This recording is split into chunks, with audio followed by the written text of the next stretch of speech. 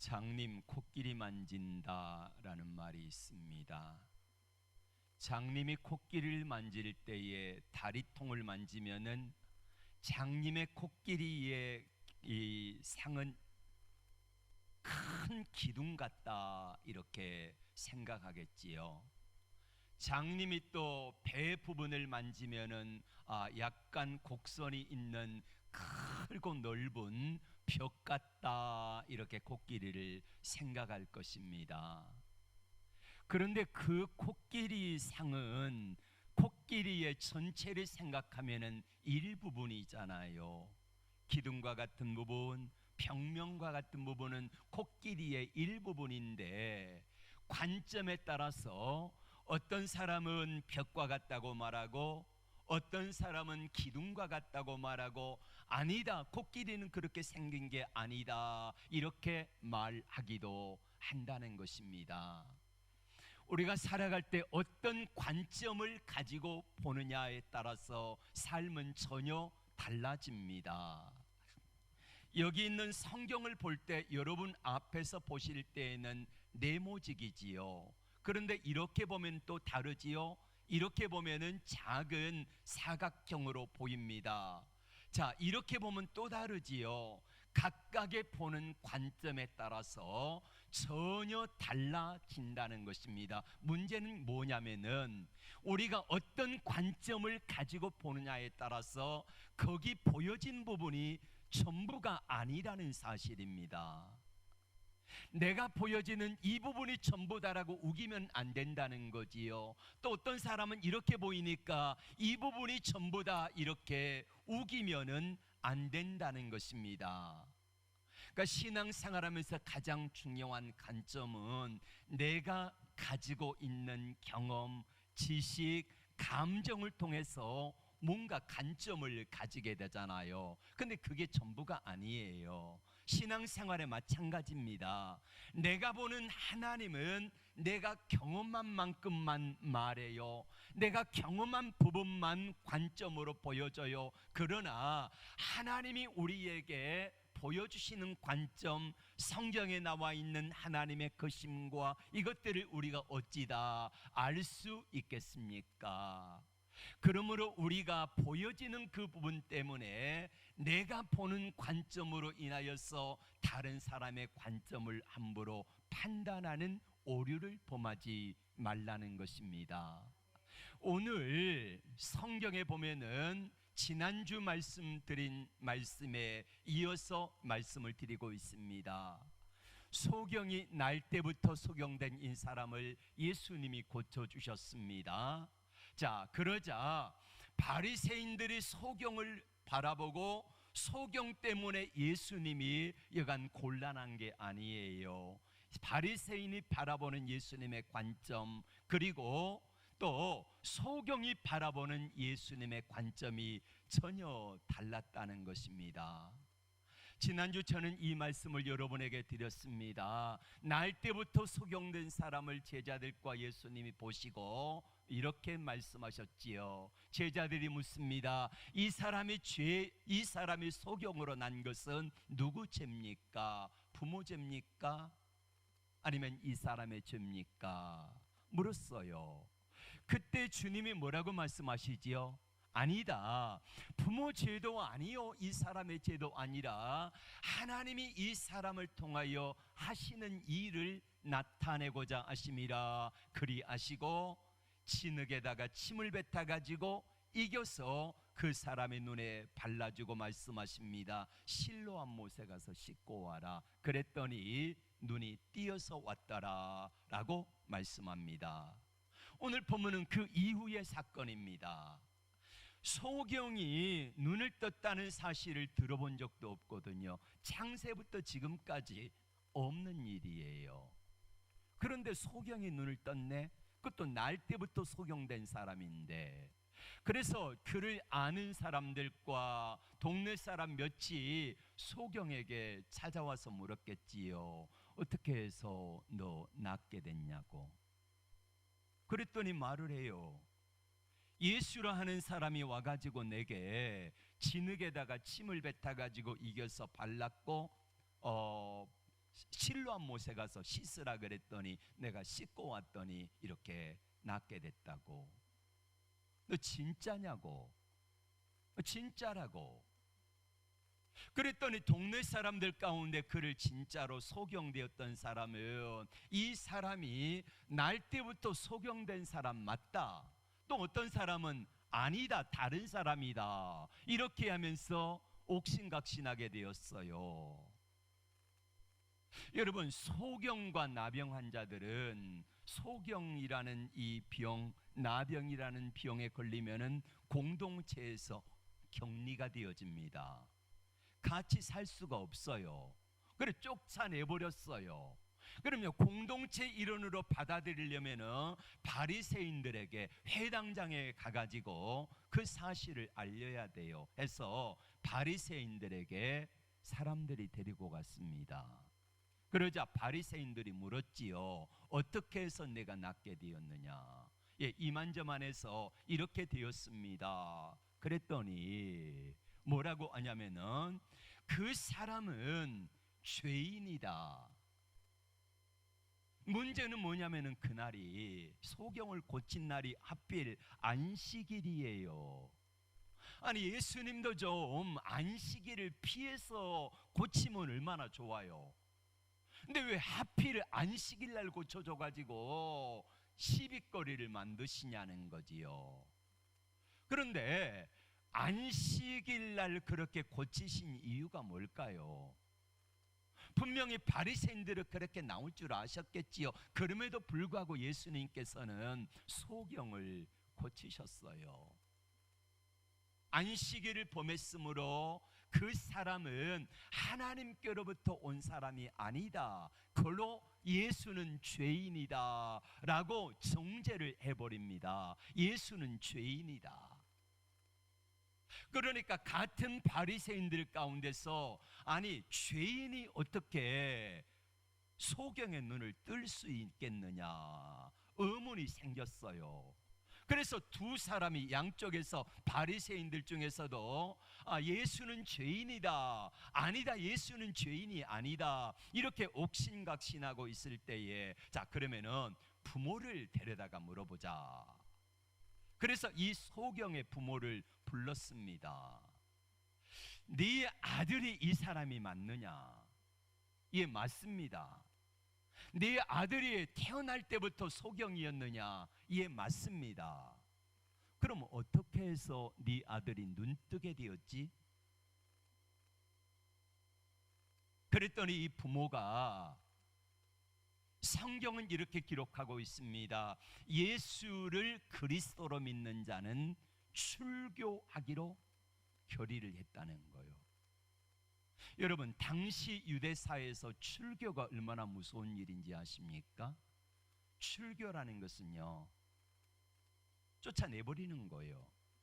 공동체에서 쫓아내버리면은 그러면은 첫째는 안식일에 회당에 가서 예배를 드릴 수가 없어요. 그러면 가장 중요한 게 예배를 드리는 일인데 이게 사라지잖아요. 그리고 두 번째로는요, 직장을 빼앗깁니다. 직장에 잘라버려도요 아무런 대꾸도 하지 못해요. 그리고 세 번째로는 그 사람을 만나는 사람이 누구든지 그 사람을 돌로 쳐서 죽이든 아니면 때려 죽이든 상관없어요. 죄가 되지 않아요. 여러분, 그래서 스데반을 출교했잖아요. 그러니까 스데반을 출교하니까 돌을 쳐서 죽여도 그 사람을 죽인 것이 죄가 되지 않는 게 출교라고 하는 이 법입니다. 소경이 출교를 당한 거예요. 쫓겨났습니다. 자, 이렇게 해서 출교를 당할 위험을 알고 있기 때문에 그 부모는 뭐라고 말합니까? 이 아들 맞습니다. 그러나 어떻게 해서 눈을 뜨게 됐는지, 누가 눈을 띄어줬는지 나는 알지 못합니다. 저가 장성하였으니 저 아들에게 물어보세요. 그리고 슬그머니 아들에게 떠넘겼습니다. 그러자 다시 바리새인들이 이 소경에게 찾아와서 묻습니다. 자, 너는 그러면은 어떻게 해서 눈을 뜨게 됐는지를 물었고, 그리고 나서 이렇게 묻습니다. 그러면 너는 예수를 어떻게 생각하느냐? 그때는 뭐라 그래요? 선지자입니다. 선지자입니다. 그랬더니 바리새인들이 이렇게 말하지요. 아니다. 그 사람은 죄인이다. 죄인이 어떻게 해서 내 눈을 뜨게 하지? 오늘 본문 32절에는 창세로부터 지금까지 소경에 날 때부터 소경된 사람의 눈을 띄었다는 것을 본 일이 없다. 그러니 이 사람은 죄인이 아니다. 이렇게 말을 합니다. 그러자 이 사람을 쫓아내버려요. 출교시켜버려요. 자, 우리는 여기서 첫 번째 바리새인이 예수님을 바라보는 관점을 보게 됩니다. 여러분, 바리새인 하면 뭐가 떠오릅니까? 바리새인, 죄인이라고 하는 게 떠오르잖아요. 예수님이 가장 책망을 많이 하셨던 사람들이 바리새인인데, 여러분, 바리새인들은 신앙생활을 너무너무 잘하는 사람들이에요. 우리는 바리새인들을요 쫓아갈 수가 없어요. 저들은 하나님 앞에 일주일에 2번 금식하고 11조를 드리고 하나님 앞에서 해야 될 일들을 다 하고 하지 말아야 될 일을 절대 안 하면서 살아가는 사람들이 바리새인들이에요. 지금까지 이스라엘 백성들의 신앙 전통이 이어져 올 수 있는 이유가 뭐냐? 바리새인들이 있기 때문입니다. 그런데 바리새인들이 뭐가 잘못일까요? 바리새인의 잘못이 뭐냐고 하면은요, 알맹이가 있는데 그 알맹이가 소중함을 알아야 되는데, 알맹이를 지키려다가 자꾸 껍데기 포장만 씌우고 하다 보니까 뭐가 되냐면은 알맹이가 어디가 있는지 없어져 버리고 말았어요. 그래서 예수님께 책망을 받은 사람들이 바리새인들이라는 거요. 바리새인의 관점으로 본 예수는 누굽니까? 죄인에 불과하지요. 죄인인데 죄를 지어서 그렇다. 그러면은 어떻게 소경의 눈을 고치고 죽은 자를 살리고 나병한 자를 살리는가 물었을 때에 뭐라고 말합니까? 귀신의 왕 바알세불을 힘입어서 예수는 그 일을 한다. 이렇게 치부해 버리고 말잖아요. 바리새인의 관점에서 본 예수는 죄인에 불과합니다. 바리새인의 입장에서 본 이 소경은요 역시 죄인이라는 거예요. 자, 바리새인들이 소경에 대해 생각할 때에, 소경이 날 때부터 소경돼 가지고 지금까지 고생하다가 여기까지 와 가지고 예수님 만나서 눈을 띄었으니까 얼마나 힘들었냐, 얼마나 좋으냐, 얼마나 행복하냐, 이걸 물어야 당연한 것 아니겠습니까? 그런데 바리새인들은 거기에 대해서는 이런 반구도 하지 아니하고, 예수가 안식일에 병을 고쳤으니까 그 사람은 죄인이고 죄인을 통해서 고침받은 너도 죄인이다 라고 하는 정죄를 하고 말았던 것입니다. 자, 다음으로 보는 것은 우리가 소경의 입장에서 바라본 예수님은 어떤 분인가 하는 겁니다. 소경은 처음에는 예수님을 메시아로 믿지 않았어요. 그런데 나중에 시간이 가면 갈수록 그는 메시아로 인정하게 됩니다. 처음에 11절에 보면은 그가 뭐라고 말합니까?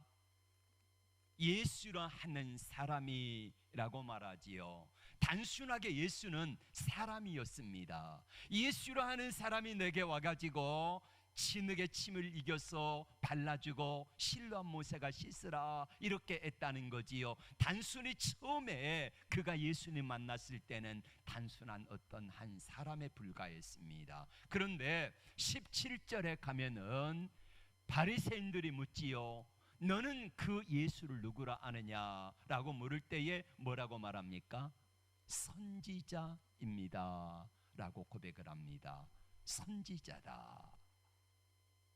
그리고 33절에 가니까 이 사람이 또 뭐라고 고백해요? 예수님은 지금까지 창세로부터 지금까지 태어날 때 소경으로 된 사람이 눈을 뜨게 됐다는 것을 본 일이 없다. 그러므로 그 사람은 하나님께서 보내신 자고 하나님께서 하시는 일을 나타내는 메시아다라는 고백을 하고 있습니다. 그러자 예수님이 35절에 나타나셔서 묻습니다. 내가 인자를 믿느냐? 예, 믿고자 하나이다. 그러면서 그는 예수를 그리스도로 믿는 믿음의 사람으로 바뀌어집니다. 여러분, 소경의 입장에서 바라본 예수님은요, 처음에는 보통 사람이었는데 점점 친밀한 관계를 가지면서 그가 출교를 당하면서까지 예수님을 향하여 자기의 신앙을 고백하잖아요. 위험과 어려움을 감수하고도 예수님이 누구신가를 분명하게 고백하고 있습니다. 그러자 그는 이제 예수님께서 그를 온전히 만나 주셨고, 처음에는 육신의 질병만 고치는 눈만 뜨는 사람이었는데 나중에는 육신의 눈뿐만 아니라 영의 눈까지 띄어지고 그가 새로워지는 놀라운 사람으로 바뀌어진 줄로 믿습니다. 그럼 마지막으로 우리가 예수님께서 바라보시는 소경은 어떤 사람인가 하는 것입니다. 사람들은 이 소경을 향하여 뭐라고 말했습니까? 죄인이다 했습니다. 부모의 죄 때문이든지 아니면 자기 죄 때문이든지 죄 때문에 그 병에 걸려서 죄 때문에 저렇게 살아간다라고 말했지만은 예수님께서는 소경을 뭐라고 바라보셨어요? 아니다. 부모의 죄도 아니요, 자기 죄도 아니라 하나님이 저를 통하여 하시는 일을 나타내기 위함이다라고 말씀을 하셨습니다. 많은 사람들이 소경을 향하여서 죄인이라 할 때에 예수님은 아니다 이렇게 말씀하시면서 그를 통해서 하나님이 하시고자 하신 일을 나타내기 위함이다 라고 말씀을 하셨습니다. 그래서 그는 인격적으로 점점 변하여서 예수님이 누구신가를 분명히 고백하며 믿음의 사람으로 바뀌게 된 거지요. 예수님 때문에 출교를 당했습니다. 다시 말하면 눈을 뜨게 되니까 결국에는 출교를 당했다는 거예요. 우리로 말하면 이렇습니다. 예수 믿고 나서 어려움을 당한 거예요. 예수 믿고 나서 더 큰 어려움을 당한 거예요. 예수 믿고 나서 출교를 당했으니까 이 사람은 누가 와가지고 돌로 쳐서 죽여도 아무런 죄가 되지 않아요. 소경되었을 때는 뭐하며 살았습니까? 얻어먹고 살았잖아요. 구걸하며 살 수 있었어요. 그런데 예수 믿고 나서 출교를 당했으니까 어떡합니까? 이제는 직장도 얻을 수 없고 눈을 떴으니까 얻어먹을 수도 없고 그렇게 살아가는 사람이 돼버리고 말았다는 거예요. 우리는 가끔 이렇게 말합니다. 예수 믿고 나서 어려움을 당하고 예수 믿고 나서 왜 이렇게 힘든지 모르겠다고. 왜 그래요? 로마서 8장 28절에 이렇게 말씀합니다. 하나님을 사랑하면은 그 뜻대로 부르심을 입은 자들에게는 모든 것이 합력하여 선을 이루는데 하나님께서 우리를 부르실 때에 26절에 뭐라고 말씀하세요? 자녀이기 때문이다. 후사기 때문이다. 후사이면은 하나님과 함께한 후사기 때문에 그 하나님의 나라를 유업으로 받기 때문에 그래서 이 땅에 어려움이 많다라고 이렇게 이야기하고 있습니다. 우리는 하나님 앞에서 오늘 세 가지 관점을 보게 됩니다. 첫 번째 관점은 바리새인들이 바라보는 예수님이 누구인가? 죄인이라는 거지요. 죄인이기 때문에 죄인을 통해서 고침받은 너도 죄인이다 라고 말을 합니다. 그리고 두 번째 관점은 소경을 통해서 바라보는 예수님의 관점이 있습니다.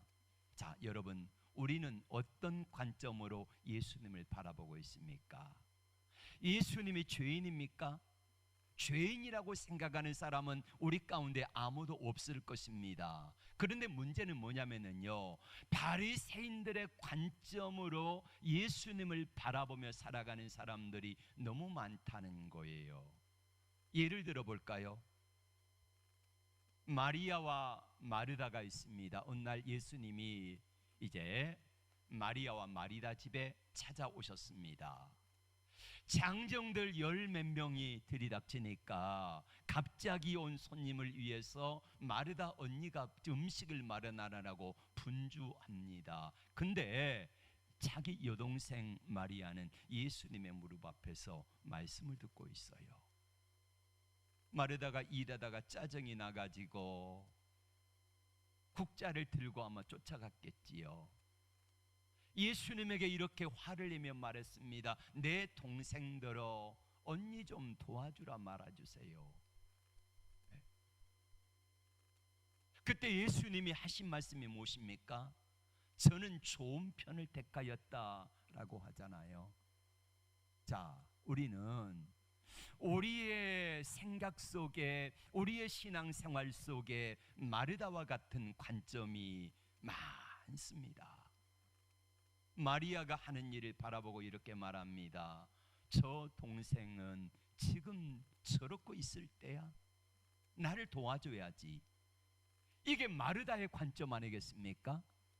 그러나 마리아는 지금 예수님 앞에서 예수님과 교제를 가지는 거, 이거를 좋은 편을 택한 거예요. 주님이 말씀하신 마르다에게 하신 요지가 뭡니까? 마르다야, 마르다야, 네가 우리를 대접하기 위해서 그 일에 분주하는 것은 좋은데 그 일을 내가 믿음으로 기쁨으로 감당했으면 그 자체로 기뻐하고 감사해야지, 왜 네 동생 마리아를 쥐잡듯이 잡느냐는 거지요. 그러지 말라는 것입니다. 자, 관점의 차이입니다. 예수님을 향하여서 예수님 말씀을 듣는 마리아, 그리고 식사를 준비하는 마르다, 관점의 차이예요. 내가 좋아하는 거, 내가 기뻐하는 거. 마리아는 말씀을 듣는 것을 통해서 주님께 영광을 돌리는 관점을 가지고 있었고, 마르다는 일을 하면서 식사하고 준비하고 이걸 통해서 주님을 섬기는 일의 관점을 가지고 있었습니다. 주님 보실 때는요, 다 똑같은 은혜로운 일이라는 말이에요. 그런데 문제는 뭐냐면은 마르다의 관점에서 생각하니까 마리아가 괘씸한 거예요. 도와주지 아니하니까. 그러니까 비방하고 짜증내고 역정을 내는 거지요. 자, 문제는 뭐냐면은 주님 앞에 옥합을 깨뜨리는 사람은 마르다입니까? 마리아입니까? 마리아잖아요. 옥합을 깨뜨릴 수 있는 사람은 마리아라는 겁니다. 마르다가 바리새인처럼 자기 동생을 정죄하고 자기의 좋은 편을 택하면서 그 일에 최선을 다했으면 그것으로 감사할 일인데 그러지 아니하니까 이 마르다는 바리새인과 같은 그런 모습으로 정죄를 당하고 말잖아요. 그러니까 우리의 신앙생활 속에서, 내 모습 속에서 내가 하는 이 일을 통하여서 이 모든 일들이 식사를 봉사하고 섬기는 일이든지 아니면 말씀을 듣는 일이든지 다 좋은데 각각의 믿음의 분량에 따라서 주님과 교제하는 그 즐거움을 누리기 위해서 하는 모든 것들이 다 하나님 앞에 귀한 일이라는 것입니다. 그런데 문제는 바리새인들처럼 되어지는 것은 바로 내가 하는 일이 너무나 귀하고 내가 하는 일은 귀하지 아니하다라고 하는 정죄하고 판단하는 이 일로 말미암아 마르다는 책망받고 마리아는 칭찬받고 결국에는 누가 하나님 앞에, 누가 주님 앞에 옥합을 깨뜨릴 수 있는 그런 믿음에 나아가느냐 하는 것입니다. 바리새인의 관점은 얼마든지 의롭고 좋아요. 바리새인과 같은 사람이 없다고 하면은 지금의 유대교도 없다니까요. 그러나 바리새인의 문제는 나는 옳고 너는 옳지 않다는 이것 때문에 주님께 책망받았다고 하는 사실입니다. 소경의 입장에서 바라본 예수님은 메시아였습니다. 그러면은 이 소경이 어떻게 해서 그 믿음의 분량까지 나가게 될 수 있었을까요? 처음에는 그저 그런 사람이었습니다. 나중에 두 번째는 선지자가 되어집니다. 세 번째로는 예수님은 메시아라고 하는 고백까지 하게 되잖아요. 왜 그랬을까요? 주님을 위하여서 주님이 내 눈을 띄워주신 그 은혜에 감사했잖아요. 그래서 적어도 바리새인들이 예수는 죄인이다 라고 말할 때에 이 사람은 마음속에 입술로 시인하기를 뭐라 그럽니까? 아닙니다. 나는 그가 죄인인지 아닌지 알지 못하지만은 단지 내가 아는 것 딱 한 가지가 있는데 그게 뭐예요? 내가 눈을 띄어 본다고 하는 사실입니다. 그리고 지금까지 창세부터 지금까지 하나님께서 사람의 눈을 뜨여주는 이 일은 본 적도 없습니다. 그러니 나는 그분이 죄인이 아니라고 생각합니다 라는 믿음을 고백하잖아요. 그러니까 우리가 하나님 앞에서 내 믿음이 어떠한가, 내가 어떤 분으로 하나님을 믿는가 하는 것은 너무나 중요한 거지요. 자, 이제 마지막에 주님은 우리에게 물으십니다. 그러면은 너희는 나를 누구라고 하느냐? 너희는 나를 뭐라고 고백하느냐? 이겁니다. 바리새인들의 관점으로 예수님은 죄인에 불과하지요. 죄인입니다.